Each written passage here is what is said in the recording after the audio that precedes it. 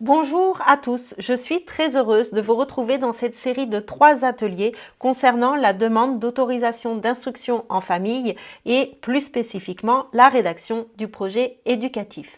Alors aujourd'hui, dans ce premier atelier, nous allons nous concentrer sur la demande d'autorisation d'instruction en famille en général. Alors voici pourquoi j'ai décidé de porter cet atelier sur ce sujet. Ça va vous permettre de bien comprendre la nouvelle loi qui est en vigueur actuellement et donc la loi auquel vous allez devoir répondre. Et donc de connaître vos droits et vos devoirs et ainsi de savoir dans quelle case vous rentrez et comment est-ce que vous allez devoir faire cette demande d'autorisation en famille. Ça va vous donner une vue d'ensemble de tout ce que vous aurez à faire. Et également, vous saurez comment ça se passe après cette demande d'autorisation d'instruction en famille en cas d'accord ou de refus. Alors je vous conseille durant cet atelier de prendre de quoi noter toutes les questions qui vous viennent au fur et à mesure de l'atelier. Et ainsi, lorsque ça sera terminé, lorsque vous aurez terminé de visionner, vous pourrez noter vos questions dans l'espace de commentaires qu'il y a en dessous. Et le dernier jour de notre rencontre de ces ateliers, je répondrai à toutes les questions qui ont été posées sous ces ateliers. Alors, si vous êtes parti, donc je vous demande aussi d'essayer d'être concentré durant cet atelier que je vais essayer de faire le plus court possible, mais avec le plus d'informations possible pour que vous puissiez bénéficier de tous ces bienfaits. Donc essayez de rester concentré et disponible durant ce temps-là. Voilà, alors maintenant c'est parti.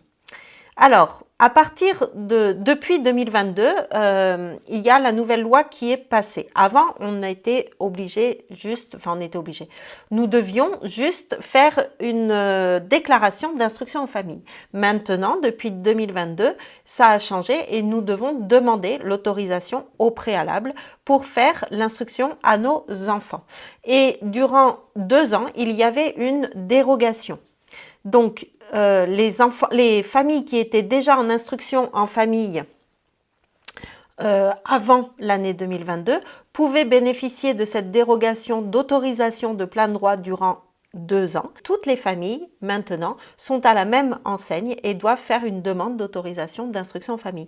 Et tout le monde doit remplir un dossier et faire un projet éducatif, en tout cas s'il est concerné par le motif 4. Donc nous allons voir ce que sont ces 4 motifs. Le premier motif, c'est la situation de handicap de l'enfant. Donc, nous allons voir dans le détail ce que c'est après. Pour l'instant, je vous présente juste les 4 motifs. Le deuxième motif, c'est la pratique d'activités sportives ou artistiques intensives. Le troisième motif, c'est l'itinérance en France de la famille ou l'éloignement géographique de tout établissement scolaire. Le quatrième motif, et le dernier, c'est l'existence d'une situation propre à l'enfant. Alors revenons sur le premier motif. Si toutefois vous rentrez dans ce cas-là, on va vous demander un certificat médical de moins d'1 an sous pli fermé attestant de la pathologie de l'enfant. Alors pourquoi sous pli fermé? C'est parce qu'il y a le secret médical. Donc il n'y a que les médecins qui peuvent avoir accès à un dossier médical. Donc lorsque vous allez transmettre votre dossier, ce pli fermé sera transmis au médecin scolaire qui lui seul pourra l'ouvrir et attester de la véracité ou de l'exactitude de ce certificat. Donc, qu'est-ce qu'une situation de handicap? Donc, une maladie spécifique, que ça soit un handicap physique ou un handicap mental, ou une maladie spécifique, toute autre maladie spécifique qui pourrait aller à l'encontre des apprentissages de l'enfant, dans une classe en tout cas.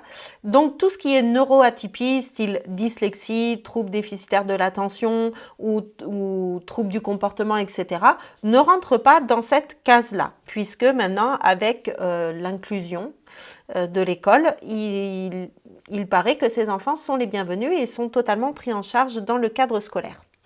Donc, tout ce qui est neuroatypie, vous ne pourrez pas le faire rentrer dans le motif 1. Par contre, ce qui est phobie scolaire, angoisse ou stress dû à un harcèlement qui aurait eu lieu au sein de l'établissement peut être considéré comme une pathologie qui est prise en compte dans le motif 1. Dans ces cas-là, il faudra un certificat médical de votre médecin traitant et également un spécialiste qui va venir appuyer ce constat. Soit par un psychologue, un pédopsychiatre ou quelque chose, enfin voilà, un spécialiste qui va venir appuyer ça. Alors, on sait très bien qu'on peut mettre du temps à obtenir un rendez-vous auprès d'un spécialiste. Donc déjà, le certificat du médecin, si des fois le changement a eu lieu dans ces derniers mois, déjà le certificat du médecin avec une attestation comme quoi vous avez un rendez-vous à telle date avec un spécialiste.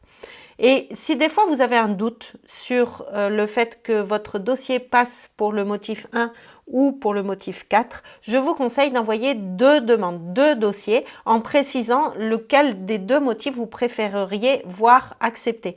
Car si des fois vous envoyez par exemple pour le motif 1 et que ça vous est refusé, mais que dans les délais vous arrivez... Enfin voilà, vous avez entre le 1er mars et le 31 mai pour déposer votre demande. Si lorsqu'il vous donne le retour négatif, vous n'avez pas le temps de faire votre deuxième motif, enfin de faire une demande pour le motif 4 par exemple, eh bien vous ne pourrez pas faire l'instruction en famille. Alors que si vous envoyez les deux dossiers en même temps, comme ça vous avez plus de chances d'obtenir cette autorisation. Alors, ensuite...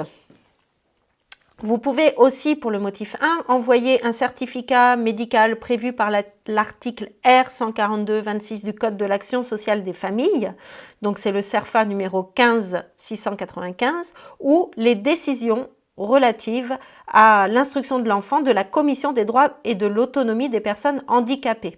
Donc ça, en fait, c'est souvent associé à un dossier MDPH.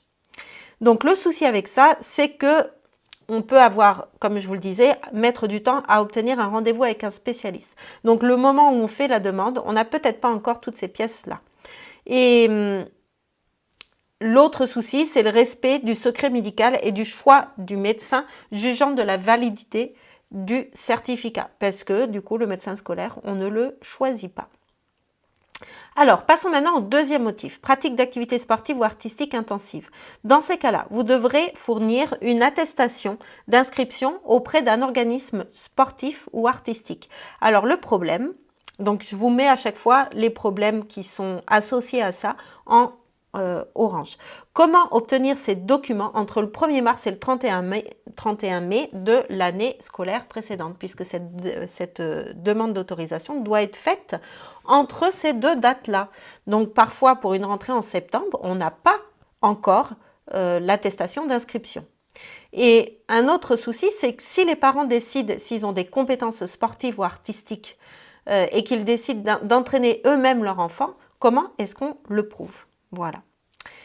Alors, en plus de cette attestation, vous devrez fournir aussi une présentation de l'organisation du temps de l'enfant, de ses engagements et de ses contraintes établissant qu'il ne peut fréquenter assidûment un établissement d'enseignement public ou privé. Autrement dit, qu'il fait trop de sport ou trop de musique ou trop d'art pour pouvoir aller à l'école avec un rythme suffisant.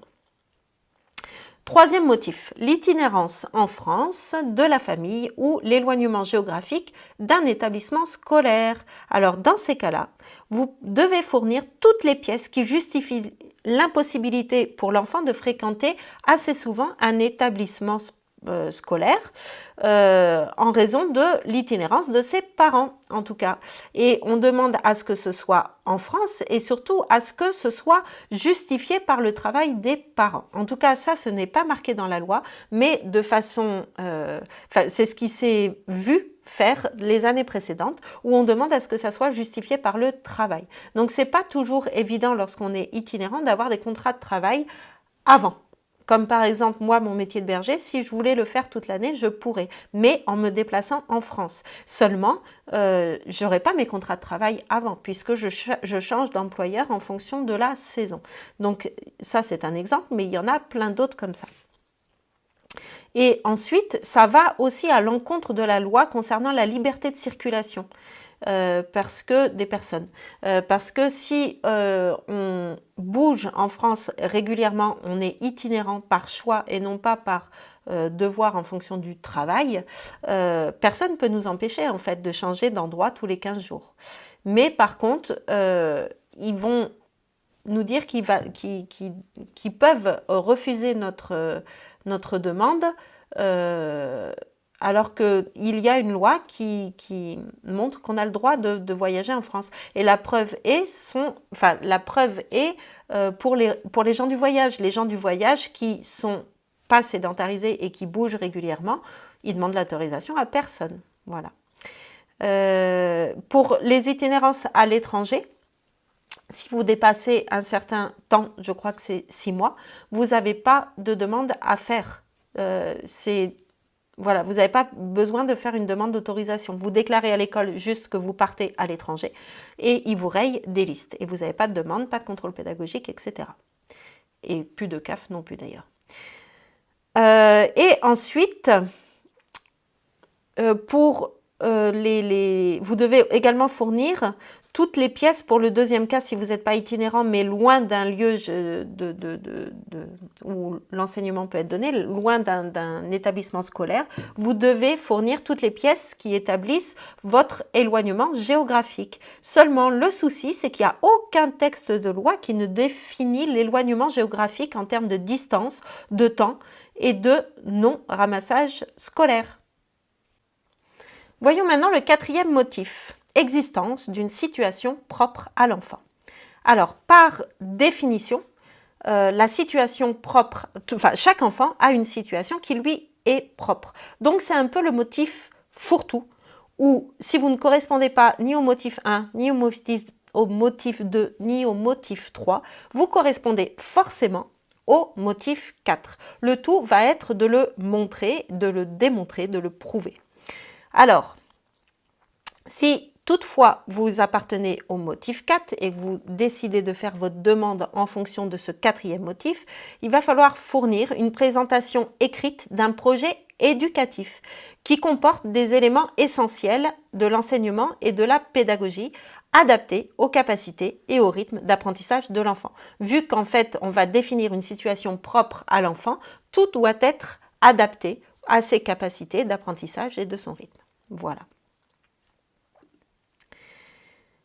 Alors, il va falloir fournir une description de la démarche et des méthodes pédagogiques mises en œuvre pour permettre à l'enfant d'acquérir les connaissances et les compétences dans chaque domaine de formation du socle commun de connaissances, de compétences et de culture. Alors ça, j'en reparlerai plus spécifiquement de tout ça dans l'atelier de demain. Là, je fais juste un petit tour d'ensemble.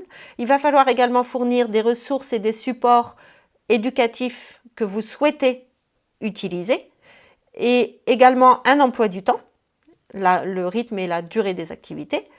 Et si des fois vous décidez de passer par un cours, les cours à distance, comme les cours PI, les cours par le CNED, pas à pas, enfin il y en a plein,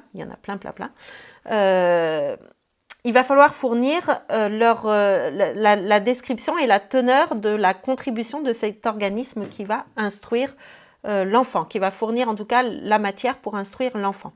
Et ça, même si vous prenez des cours particuliers, des cours par correspondance, même si vous prenez des cours par correspondance, il faut aussi montrer en quoi ils vont être adaptés à la situation propre à votre enfant.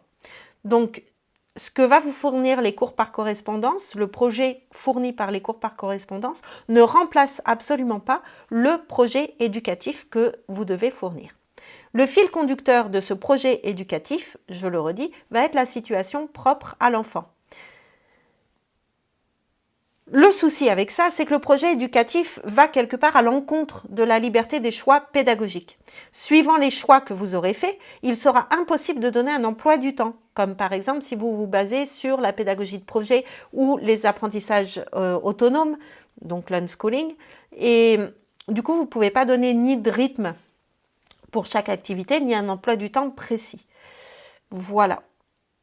Alors,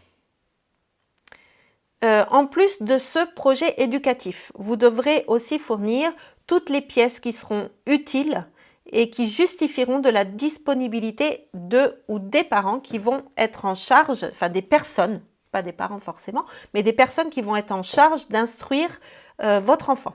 Il vous faudra également une copie du diplôme du baccalauréat ou de son équivalent, toujours pareil, de la personne qui va instruire l'enfant. Donc ça aussi, le fait de devoir avoir son bac pour enseigner à ses enfants, c'est injuste et discriminatoire. Il y a plein de personnes qui n'ont pas le bac et qui ont les compétences nécessaires pour pouvoir fournir une instruction de qualité à son enfant. Entre parenthèses, d'ailleurs, André Stern n'a pas le bac et il est pourtant conférencier, écrivain. Il n'a jamais été à l'école, en fait. Il fait des recherches, il contribue beaucoup à la recherche en neurosciences. Enfin, il fait des choses très intellectuelles, mais pourtant, il n'a pas le bac. Et lui n'a pas le droit d'instruire son enfant. Il faudra également fournir une déclaration sur l'honneur de la ou des personnes qui vont instruire l'enfant, d'assurer cette instruction majoritairement en langue française. Voilà. Alors, faisons un petit tour sur les dates. Donc, vous devez faire votre demande entre le 1er mars et le 31 mai de l'année précédant l'entrée à l'école ou en instruction en famille. Donc par exemple, si vous voulez débuter l'instruction en famille en septembre 2024, il faut faire votre demande entre le 1er mars et le 31 mai 2024, donc avant. Voilà. Si des fois vous voulez faire une déscolarisation en cours d'année, c'est possible, mais plus pour tous les motifs. Parce qu'avant, il suffisait juste d'enlever ses enfants et de faire une déclaration. Donc maintenant, si vous avez un changement en cours d'année qui survient en cours d'année pour la santé ou le handicap de votre enfant, vous pouvez déscolariser en cours d'année. Et aussi pour le motif 3, donc l'itinérance, l'éloignement géographique. Donc là, c'est seulement l'éloignement géographique d'un établissement scolaire public. Mais pareil, si les parents doivent partir en mode itinérant à cause de leur travail ou à cause de leur santé ou à cause de leur famille, bien sûr qu'ils ont le droit et qu'ils emmènent leur enfant. Mais voilà, dans les textes, voilà ce qui est dit. Et aussi en cours d'année, si votre enfant à l'école est victime de harcèlement ou de phobie scolaire et qu'elle est attestée par le directeur, à ce moment-là, vous pourrez continuer votre année en instruction en famille. Donc, la première chose à faire, si jamais ça vous arrive, que votre enfant est victime de phobie ou de harcèlement scolaire, première chose, vous enlevez votre enfant de l'école. Et ensuite, vous l'emmenez voir votre médecin traitant qui va attester, qui va faire un certificat comme quoi il est atteint de phobie scolaire ou victime de harcèlement et qu'il est plein de stress et d'angoisse, etc. Enfin, tout ce qu'il peut mettre pour attester du fait que vous ayez enlevé précipitamment votre enfant de l'école. Et ensuite, vous commencez les démarches auprès de l'établissement. La première chose à faire, c'est d'abord d'enlever l'enfant de l'école. N'attendez pas d'avoir l'autorisation pour le faire. Vous ne laissez pas votre enfant en détresse dans un établissement. Donc la famille doit informer par écrit le directeur de l'établissement de sa volonté de déscolariser l'enfant en raison du harcèlement ou de la phobie scolaire. Donc c'est pareil, si vous constatez par exemple un mardi que votre enfant est victime de harcèlement, vous envoyez le mardi directement un mail plus une lettre écrite au directeur de l'établissement et vous ne le remettez pas à l'école. Voilà. Le directeur à ce moment-là organise une rencontre et doit fournir un avis détaillé pour le projet d'instruction en famille et la famille envoie la demande avec le dossier complet et l'avis du directeur. Voilà, donc ça c'est toute la procédure. Voici les documents que vous aurez à fournir, quel que soit le motif qui vous correspond, soit le 1, soit le 2, soit le 3, soit le 4. Vous devez fournir un document qui justifie l'identité de l'enfant. Donc maintenant, il y a besoin uniquement d'un seul document. Avant, ils en demandaient 2. Maintenant, c'est soit la carte nationale d'identité, soit le passeport, soit le livret de famille, soit l'extrait d'acte de naissance. Il faut également un document qui justifie l'identité des titulaires de l'autorité parentale, donc le plus souvent les parents. Donc soit la carte d'identité, soit le passeport. Il faut également un document de moins d'1 an qui justifie le domicile de chaque titulaire de l'autorité parentale, donc le plus souvent le papa et la maman. Et il faut également un document justifiant de l'identité de la personne chargée d'instruire l'enfant, si ce n'est pas ceux qui ont l'autorité parentale. Donc, pareil, la carte nationale d'identité ou le passeport en cours de validité. Donc, c'est encore une fois intéressant si les parents n'ont pas le bac. Vous pouvez déclarer que c'est par exemple la voisine ou les grands-parents ou la personne de votre choix qui va instruire votre enfant. Le lieu d'envoi de votre dossier, alors c'est la DSDEN, donc la Direction des services départementaux de l'éducation nationale du département de résidence de l'enfant. Et du coup, s'il manque des pièces à votre dossier, on vous les demande et vous avez maximum 15 jours pour les fournir. Donc, je vous conseille de vraiment relire, recontrôler votre dossier et lorsque vous l'envoyez, vous êtes sûr qu'il ne manque pas de pièces. Puisque avec les délais, autant ça repousse et autant vous avez un refus parce que vous n'avez pas fourni le dossier complet avant le 31 mai. En cas d'accord, donc déjà, lorsqu'ils reçoivent votre dossier, ils ont 2 mois pour prendre leur décision. Donc 2 mois pour vous dire si oui ou non ils seront OK pour que vous puissiez faire l'instruction en famille. Si vous ne recevez pas de décision, si vous ne recevez pas de courrier de leur part dans les 2 mois, c'est comme si c'était un accord tacite. Voilà.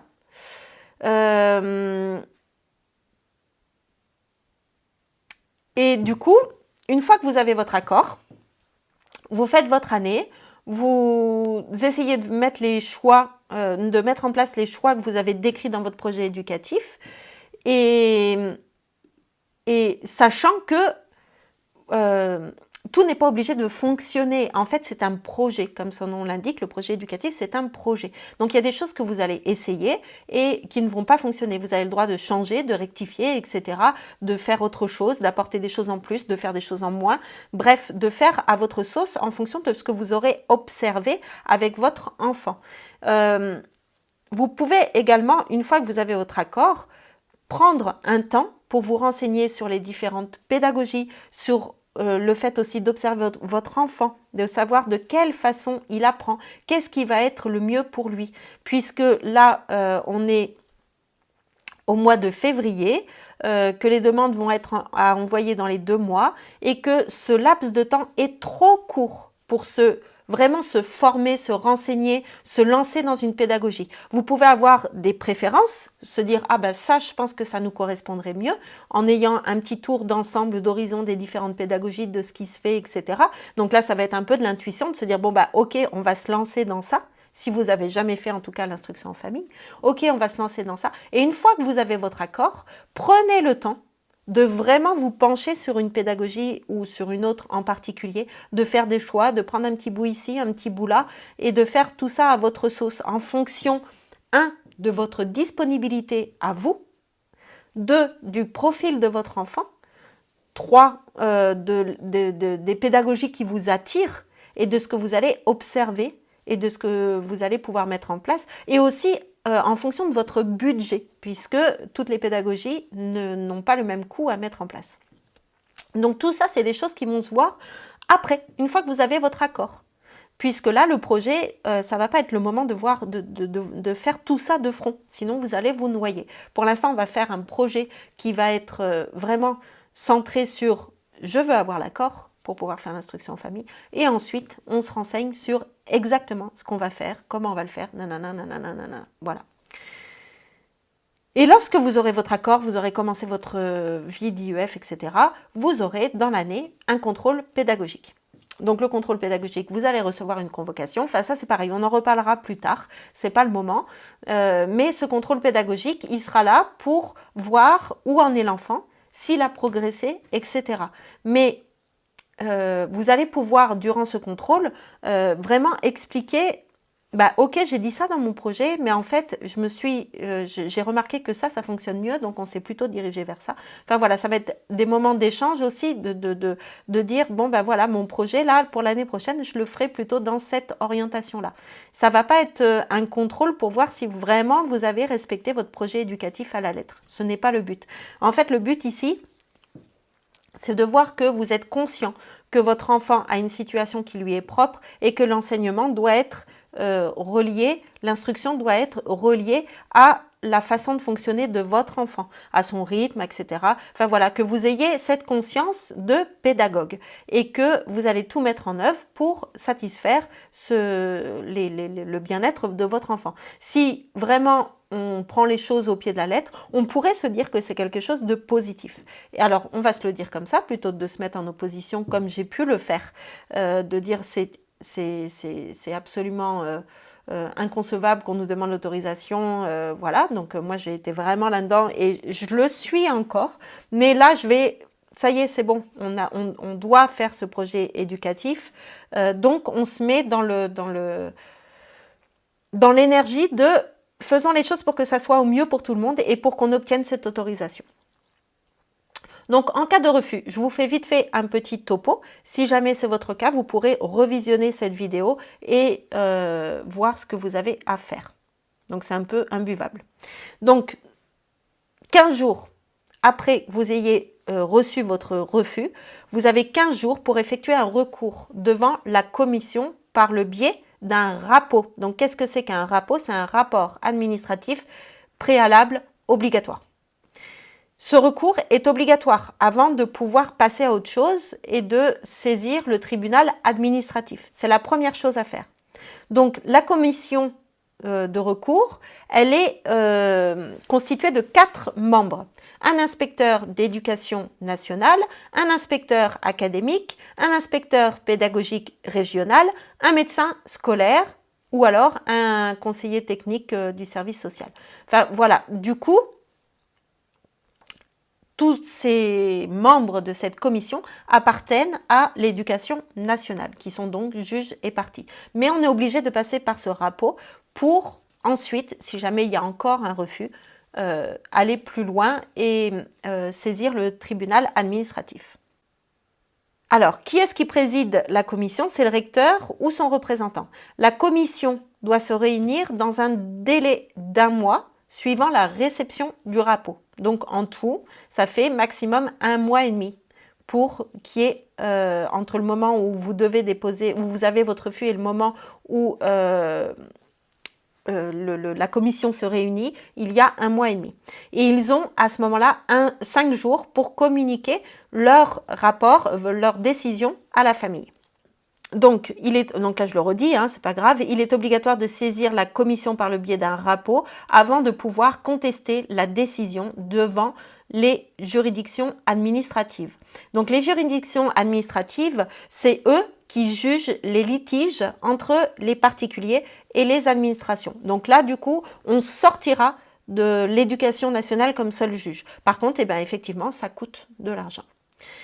Donc, si toutefois vous avez vraiment décrit la situation propre à l'enfant, que tout est basé, tout découle de cette situation qui lui est propre, si vous montrez vos connaissances en termes de pédagogie, de développement de l'enfant, d'apprentissage, de domaine d'apprentissage, de socle commun, de cycle, enfin de tout ça, du vocabulaire éducation nationale et de pédagogue, si la situation propre à l'enfant est le fil conducteur, encore une fois, de votre projet éducatif, il y a quand même de grandes chances que ce soit accepté. Après, on sait que c'est vraiment, suivant les académies, il n'y a pas le même pourcentage d'acceptation. Et si toutefois, ce n'est pas accepté, le fait d'avoir respecté tout ça et de le mettre en lumière dans le RAPO, ça a des chances de suffire et que vous n'ayez pas besoin de passer par la juridiction administrative. Alors, je vais vous donner une petite citation pour vous faire comprendre un petit peu le fait que c'est un petit peu... ça dépend vraiment sur qui on tombe, du département dans lequel on est, etc. Nous sommes sur un sujet politique, très mal défini juridiquement, avec des travaux parlementaires où l'on trouve vraiment à boire et à manger. il ne facilite pas l'interprétation de cette loi. C'est regrettable pour les familles parce que c'est un peu la loterie. Donc c'est Maître Antoine Fourré du tribunal administratif de Rennes qui a dit ça. Donc voilà, donc ça c'était en cas de refus, je ne m'attarde pas dessus parce que pour l'instant, ça ne va pas être votre cas. Alors, je lance des discussions comme ça, si toutefois il y a un refus d'instruction en famille. Enfin, c'est des discussions, c'est des choses, des réflexions que j'ai vues de la part de familles. Donc, il y a la désobéissance civile. La désobéissance civile, c'est le fait de dire « je ne ferai pas de demande ». J'affirme que je ne ferai pas de demande d'autorisation d'instruction en famille, mais j'instruirai mes enfants. Et là, du coup, il faut le déclarer, qu'on est en désobéissance civile. Si toutefois vous vous orientez vers cette démarche-là, je vous conseille de vous rapprocher d'Enfance Libre, qui, eux, sont là-dedans. Et voilà, comme ça, vous aurez un peu plus d'informations là-dessus. Il y a le déménagement à l'étranger ou le voyage à l'étranger de plus de 6 mois qui est possible, mais à ce moment-là, eh bien, vous ne bénéficiez plus des aides de la CAF et du statut, enfin voilà, vous ne bénéficiez plus des aides de la CAF. Par contre, vos droits de santé en France continuent. Vous êtes toujours résident français. C'est pas parce que vous voyagez plus de 6 mois à l'étranger que vous perdez vos droits à la Sécu. Et c'est Thierry Pardo qui parle beaucoup de ça, du fait de pirater l'école de l'intérieur. Ça veut dire quoi? C'est ok, je mets mes enfants dans le système, par contre, je ne me plie pas à toutes leurs exigences qui sont dues à ce système. Donc par exemple, le fait de lever les enfants le matin pour aller à l'école, le fait, enfin voilà, plusieurs choses de faire leurs devoirs, enfin voilà, il y a plein de choses auxquelles il parle. Donc c'est juste une petite parenthèse. Si ça vous intéresse de creuser le sujet, pareil, vous pouvez aller regarder sur internet, il y a des conférences de Thierry Pardo. Sur mon blog, j'ai fait des interviews aussi. Sur lui, sa page, il a une page où, avec ses publications, ses réflexions, etc. Vous pouvez aller voir, enfin voilà. Sur ce, je vous dis à demain pour le prochain atelier. Mais avant ça, surtout, posez-moi vos questions sous la vidéo. Et si vous le souhaitez, si vous souhaitez avoir accès à la carte mentale que vous avez visionnée en même temps que d'écouter cet atelier, notez-le moi dans les commentaires qui sont sous la vidéo et je vous l'enverrai volontiers. Voilà, alors je vous dis à demain pour un nouvel atelier.